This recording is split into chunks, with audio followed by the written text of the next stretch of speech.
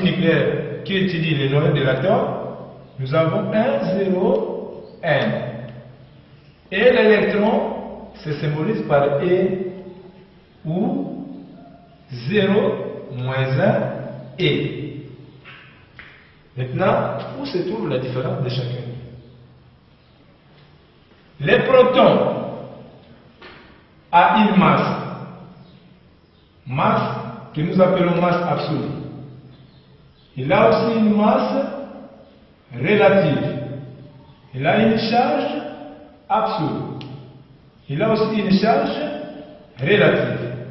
Et chaque particule a ces éléments que nous ne devons pas oublier. La masse du proton est égale à 1,673 multiplié par 10 exposant moins 27 kg. Ça, c'est la masse absolue, c'est comme la masse atomique. Mais la masse relative, qui est considérée comme la masse atomique relative, est égale à 1,0073 unités de masse atomique. La charge absolue est égale à plus 1,602 10 exposant moins 19 coulombs. Et la charge relative est égale à plus 1. Voilà ce que nous devons retenir sur les protons. C'est très important. Quand nous passons aux neutrons, pour les neutrons, la masse absolue est égale à 1,675 10 exposant moins 27 kg. Mais sa masse relative est égale à 1,0087 unités de masse atomique. Nous passons à la charge. La charge, tant absolue que relative, donne toujours 0. C'est nul.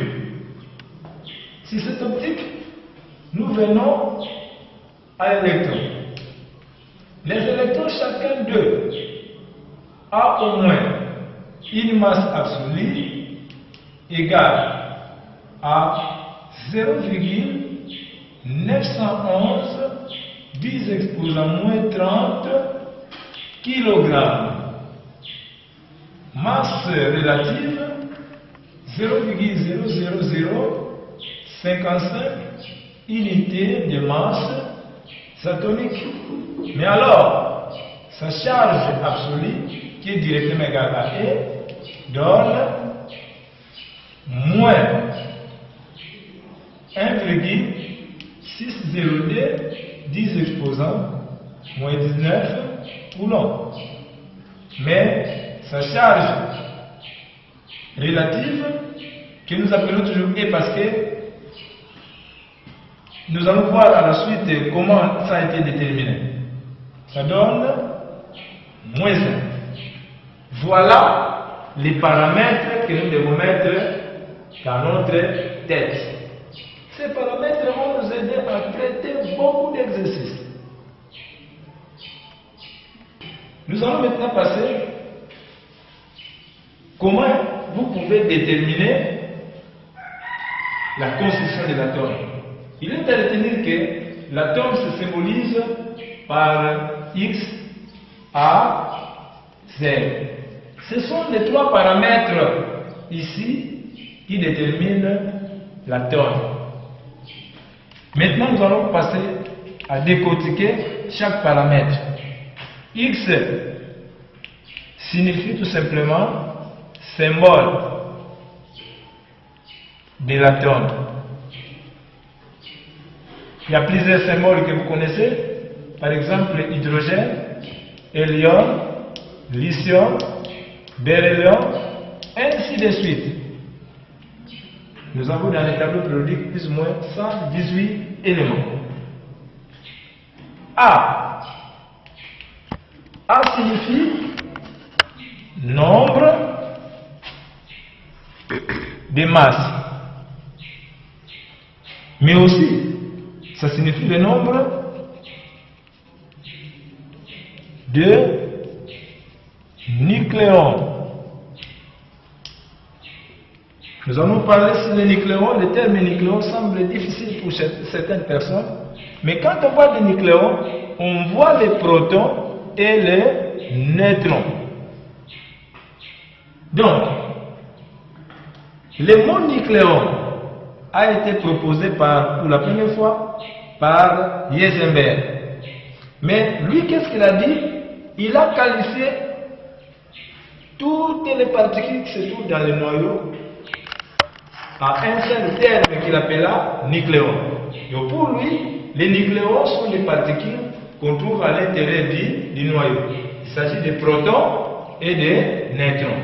C'est pourquoi, quand nous avons une valeur de A, ça signifie que dans A, il y a les protons et les neutrons.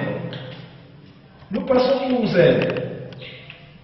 Z ici d'abord s'appelle nombre atomique. Ce nombre atomique indique 3 points. D'abord, ça signifie les numéros atomiques.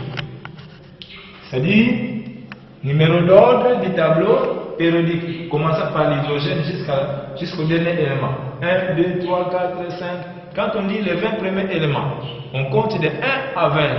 Ces numéros-là que vous comptez, c'est ça qu'on appelle le nombre atomique. Et chaque atome a son nombre atomique propre. Mais ces mêmes nombres atomiques indiquent le nombre des protons. Le nombre de protons. Il indique aussi le nombre d'électrons. Voilà. Donc, un atome qui est à l'état fondamental, qui est à l'état de repos, doit avoir le même nombre de protons que le même nombre d'électrons. Si l'atome a 10 protons, il doit aussi avoir 10 électrons. Il est à retenir donc que la constitution d'un atome à l'état fondamental, un atome qui est de cette forme ici,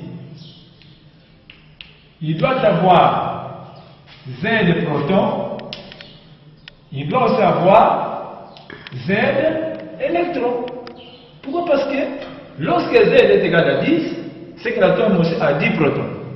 L'atome a aussi 10 électrons.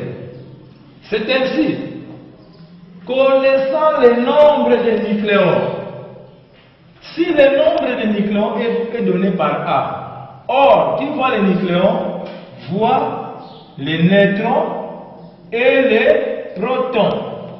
D'où le nombre de nucléons est égal nombre de neutrons plus le nombre de protons. Or, le nombre de protons est égal au nombre d'électrons est égal à Z. D'où on peut dire que A égale N plus Z. Il y a lieu maintenant de déterminer le nombre de neutrons. C'est ainsi, quand l'atome se trouve à l'état fondamental, le nombre de neutrons est égal à A moins Z. Voilà ce que nous devons faire. Exemple. Nous avons par exemple le carbone 14, 6. De l'autre côté ici, nous avons carbone 12, 6. Cela veut dire qu'ici, c'est le carbone ont pour masse atomique au nombre de masse 14. Mais Z est combien? 6.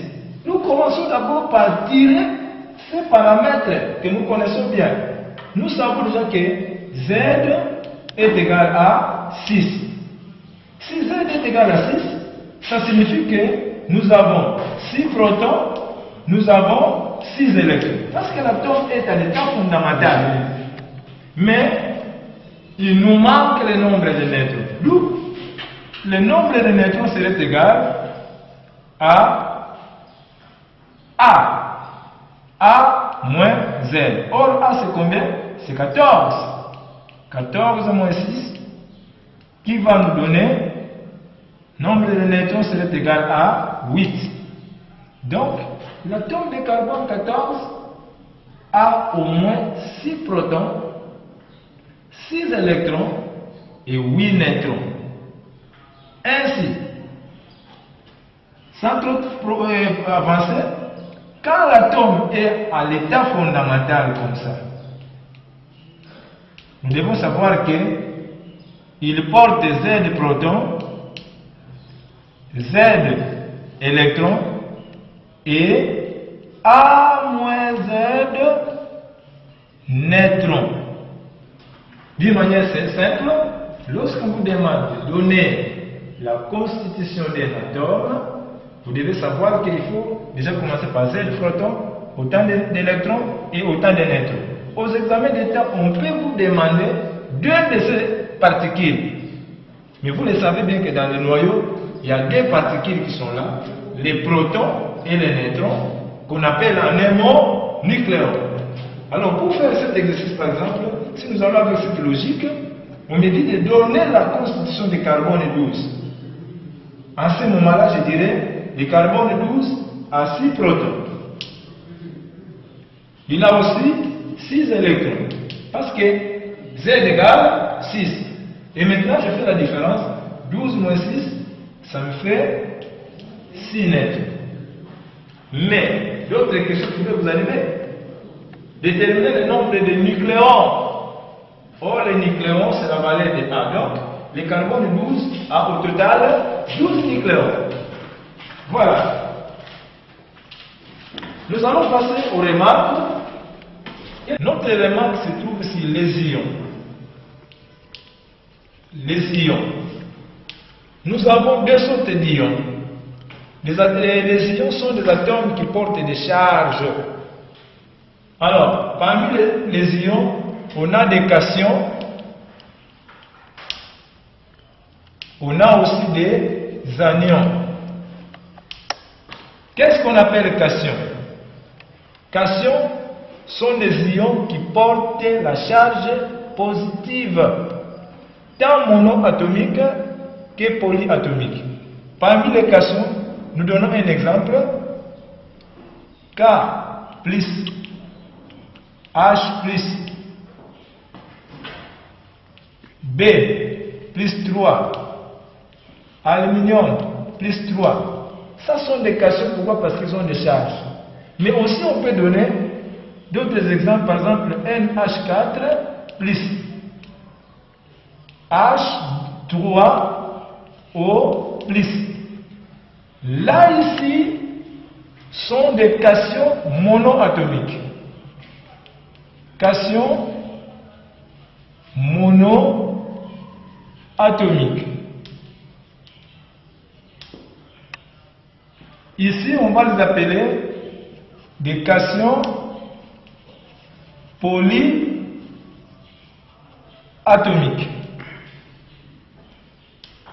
Voilà. Où se trouve la différence parmi les deux?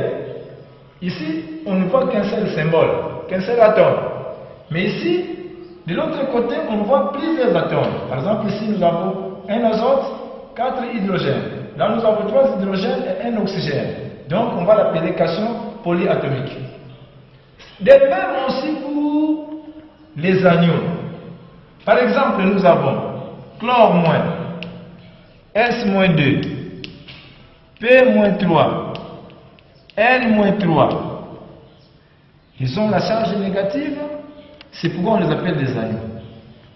Ici, nous avons SO4 moins 2, NO3 moins, CO3 moins 2. Voilà. Les mêmes termes seront employés. Sauf qu'on change les mots cation. Nous avons donc anion, mono. Mono atomique